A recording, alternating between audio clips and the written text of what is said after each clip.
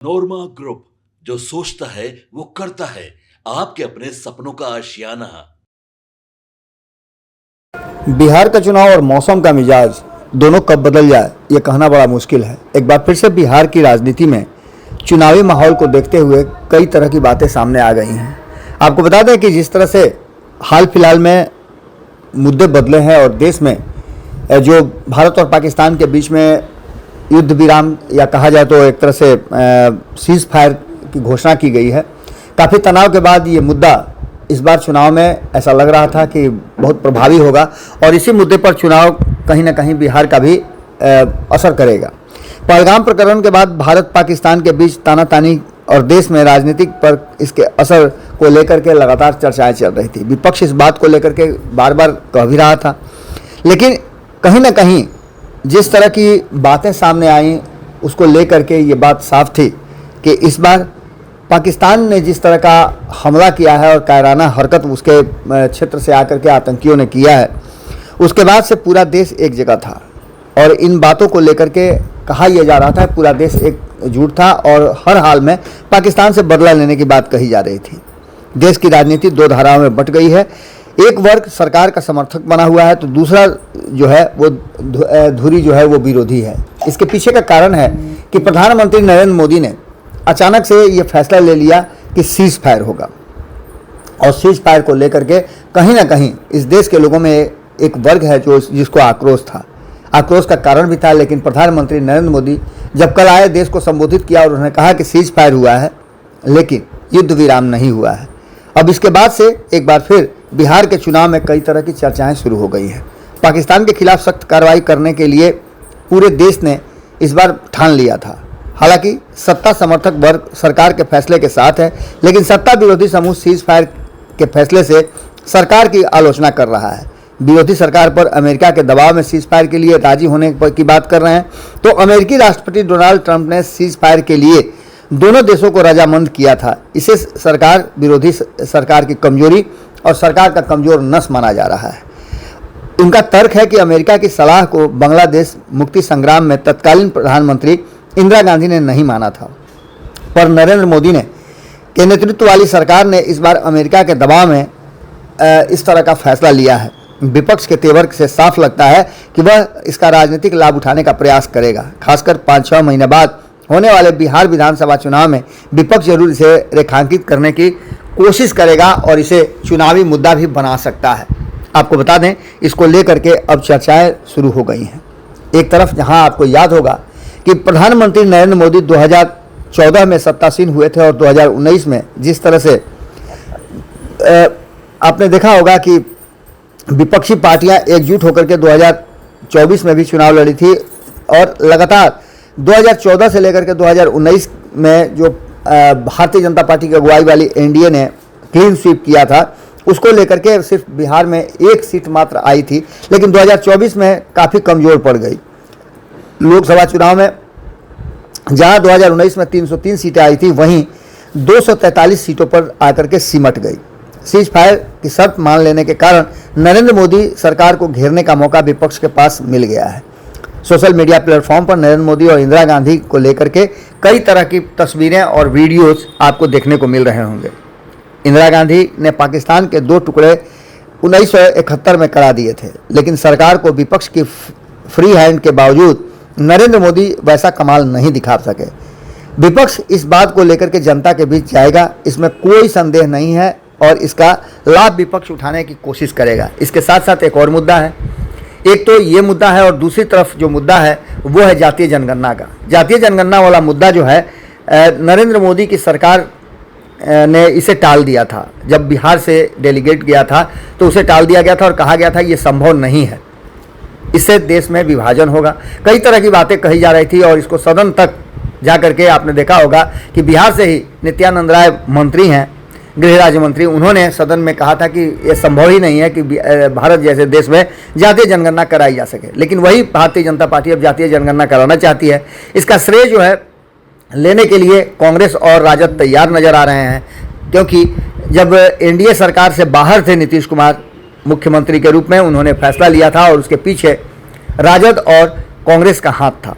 दोनों ने मिलकर के जातीय जनगणना का फैसला कराया था और उसके बाद जातीय जनगणना बिहार में हुआ था। भारत की लीडरशिप वाला एनडीए इससे कहीं ना कहीं देखा जाए तो भाजपा के अगुवाई में एनडीए पाकिस्तान में से तानातानी के कारण वोटर भी दो खेमे में बट गए हैं। आपको बता दें कि मतदाताओं का जो तबका है एनडीए के साथ खड़ा दिखता है। ऐसे में सीज फायर में नरेंद्र मोदी कोई रणनीति नज़र नहीं आती है। सीज फायर की शर्तें हैं, उससे यह स्पष्ट कहा जा रहा है कि पाकिस्तान ने अब कोई भी उकसावे वाली कार्रवाई नहीं करेगा, युद्ध माना जाएगा। अगर इस तरह की कार्रवाई करता है तो पाकिस्तान गोली चलाएगा तो भारत उसका जवाब गोला बरसा कर देगा। ये बात प्रधानमंत्री नरेंद्र मोदी ने खुद कही है और उन्होंने देश को संबोधित करते हुए ये बात कही है। पूरे इस एपिसोड का जो लेखा जोखा था या जो भी कुछ घटित हुआ उसको लेकर के प्रधानमंत्री नरेंद्र मोदी ने जो देशवासियों ने उन्हें फ्री हैंड दिया था और जो विपक्ष ने उनको फ्री हैंड दिया था उन सभी से उन्होंने पूरी घटना का ब्यौरा दिया और बताया कि क्या कुछ हुआ था और अब आगे अगर पाकिस्तान किसी तरह की कोई हरकत करता है तो उसको जवाब माकूल दिया जाएगा और इस बार किसी की नहीं सुनेंगे और सीधे तौर पे पाकिस्तान से में घुस करके उससे बदला लेंगे। आपको बता दें कि इस बार भी ऑपरेशन सिंदूर को लेकर के प्रधानमंत्री नरेंद्र मोदी ने काफ़ी कुछ बताया और जैसा कि पहले से खबरों में आ भी रहा था। अब बिहार विधानसभा चुनाव में विपक्षी महागठबंधन भाजपा को कटघरे में खड़ा करने की पूरी कोशिश करेगा। भाजपा के नेतृत्व वाला एनडीए भी इसे अपने अनुकूल बताने की कोशिश करेगा। यहाँ एक बात साफ है कि पाकिस्तान को करारा जवाब देने के कारण पार्टी लाइन छोड़कर नरेंद्र मोदी सरकार के साथ जिस तरह से खड़े दिख रहे हैं कई दल, उस बात को लेकर के ये साफ नज़र आ रहा है कि कहीं ना कहीं देश के सवाल पे ये इस देश में एक अलग तरह की भावना जगती है और यही हुआ था 2019 में। लेकिन इस बार जिस तरह से अचानक लाल आंख करके दिखाने का, बदला लेने का, पाकिस्तान में जिस तरह की बातें हुई और कई मीडिया चैनलों ने दिखाया कि हम लाहौर पे चढ़ाई कर दिया, इस्लामाबाद पे हमारा कब्जा हो गया है, और इन सारी बातों को दिखाने और समझाने के बाद जो चीज़ें इस देश की जनता के मूड में आया है, मन में आया है, वो बातें इस बात को लेकर के अब परेशान कर रही हैं कि आखिर होगा क्या।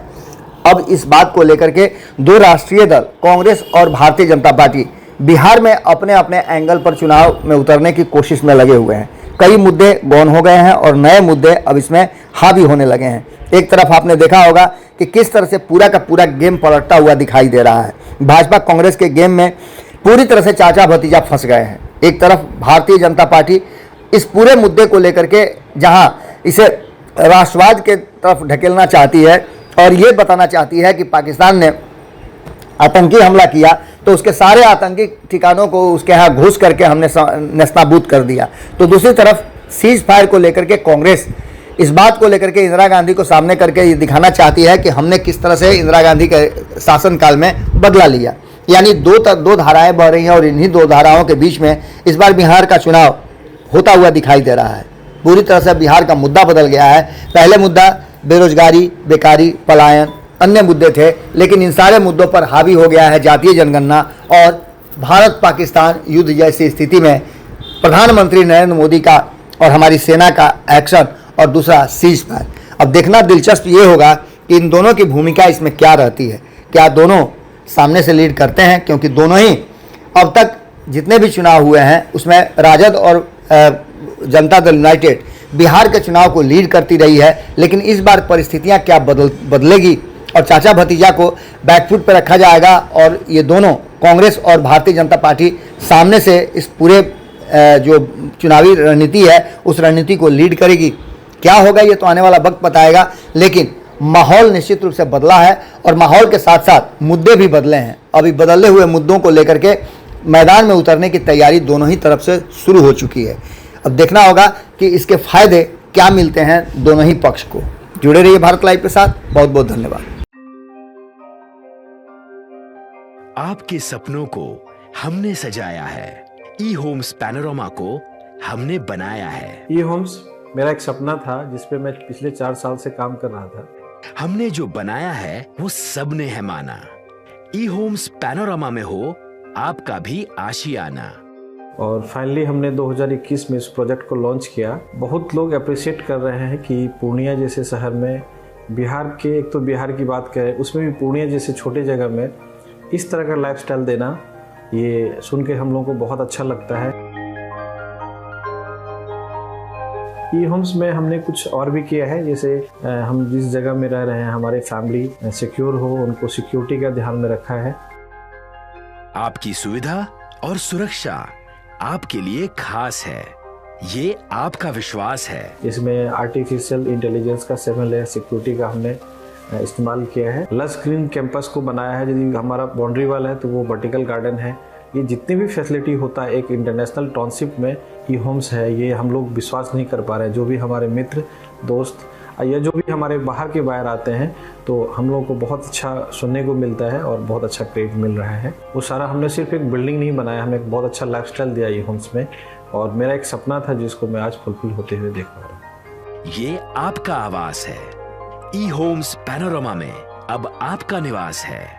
ई homes panorama, luxurious lifestyle redefined. Panorama group, जो सोचता है वो करता है। अगर ये वीडियो पसंद आई और वह बिहार के राजनीति और बिहारियत से सरोकार रखेनी तो सब्सक्राइब बटन दबा के चैनल के सब्सक्राइब कर ली। ओजे एगो घंटी बा, ओकरा बटन दबा देला से कुल सटीक और मारक खबर रुआ मुफ्त में मिल जाई। अगर रुआ पत्रकारिता के हमनी के नया प्रयोग में सहयोग कर चाहतानी तो ज्वाइन बटन दबा दी। पेटीएम नंबर नोट कर ली 9386 816 700।